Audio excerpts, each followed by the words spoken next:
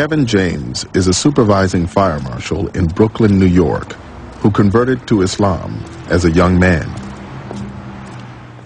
I felt a kinship to him also personally, and there's probably about 1 billion Muslims who would say the same thing personal, this personal kinship that they feel with him.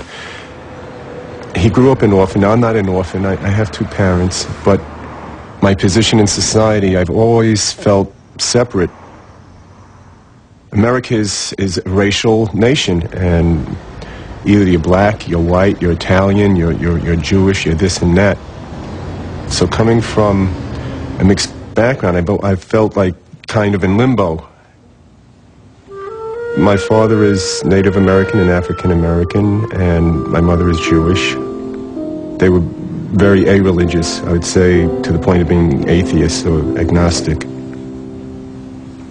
I recall as a child, we get a dreidel on Hanukkah, that we had a menorah in the house, and we also had a Christmas tree and exchanged presents. So I just never really identified with any religion, but what was always emphasized was discussion and dialogue and seeking for the truth. So I went through a period of trial and error searching, and I stumbled, I guess I almost literally stumbled on Islam.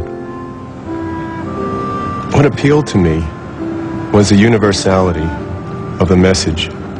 Any religion that gives a code of righteous, ethical conduct and respect and gratitude and obedience to one being is Islam. So here's a book, the Holy Quran, that validates other religions, the diversity of mankind, and it puts the onus of salvation on the believer. The Quran teaches you that the saving of one life is as if you saved all of humanity. And that's one of the reasons why I became a firefighter. What more noble calling than that, to save a person's life, to save people, to save their property? There was another fire in the back. There's been a couple fires. Okay, yeah, so show me what you have. From being a firefighter, I became a fire marshal. That's an arson investigator. How long has this been vacant? That's another form of prevention, of saving lives. I guess there's no doubt what caused this. A firefighter, he'll risk his life to save you, whether you're black, brown, red, Jew, Muslim, Christian, atheist. He's not asking you what your philosophy is or looking at your color. He's looking to get you out of the building. Y'all is from Brooklyn. That's why many people say that firefighting is a calling, because of that self-sacrifice, the willingness to just put others before yourself. To be a good Muslim, you serve people. And specifically, Prophet Muhammad, he asked the question to people around him: do you love your Creator? Serve your fellow man first.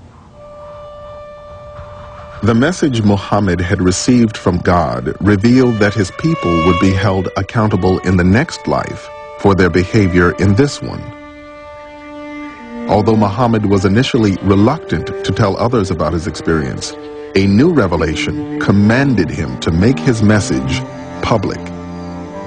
So he calls all of his family members together and he says, what would you say if I told you that there was this army waiting to attack us on the other side of that hill? They said, we would believe you.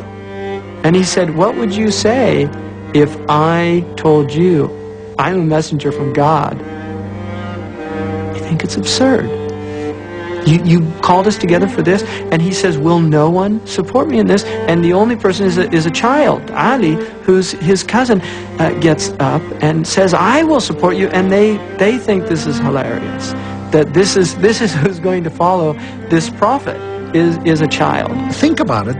There's a man, a middle-aged man, who doesn't know how to read or write, who has no wealth, who is an orphan. Yes, he is from a very important tribe, but he works for a woman. And he now says, I'm the prophet. God has spoken to me. This is not going to fly. The divine message that Muhammad brought to his fellow Meccans carried with it a sharp warning for their increasingly materialistic society.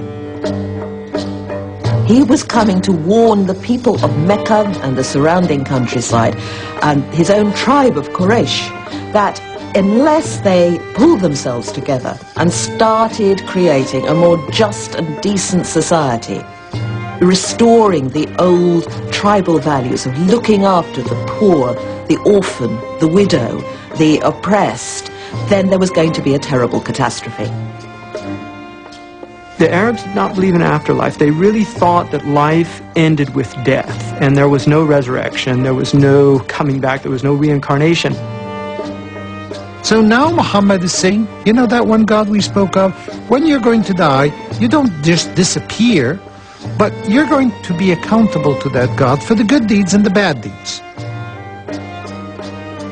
He was bringing a moral, ethical, social message to his people that we're all in the same boat before God and we must treat each other well with compassion and justice and equity.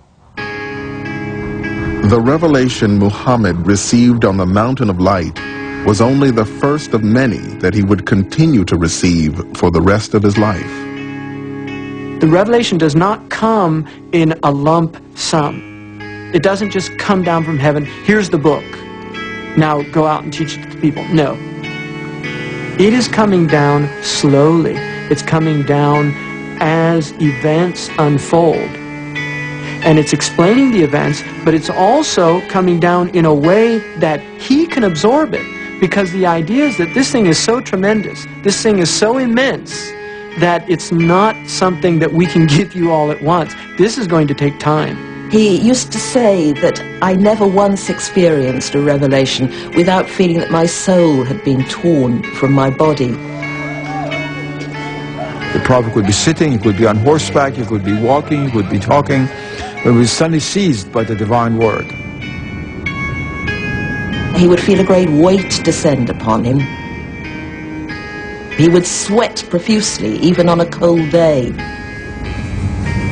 Sometimes, he said, it would be like the reverberations of a bell, and that, he said, is hardest for me. It's not the words that were coming, but he'd have to listen very hard for the meaning of what communication, divine communication, was coming through. After Muhammad received each revelation, he would recite it to the people who were with him, and they would pass it on to the community. When the Prophet, who did not know how to read and write, started revealing the words of the Quran, they acquired credibility because of the very nature of the words spoken. People would look at it and say, my goodness, this cannot be the words of a man. He could not have made this up. بسم الله الرحمن الرحيم يا أيها الذين آمنوا اتقوا الله حق تقاته ولا تموتن إلا وأنتم مسلمون واعتصموا بحبل الله جميعا ولا تفرقوا واذكروا نعمة الله عليكم.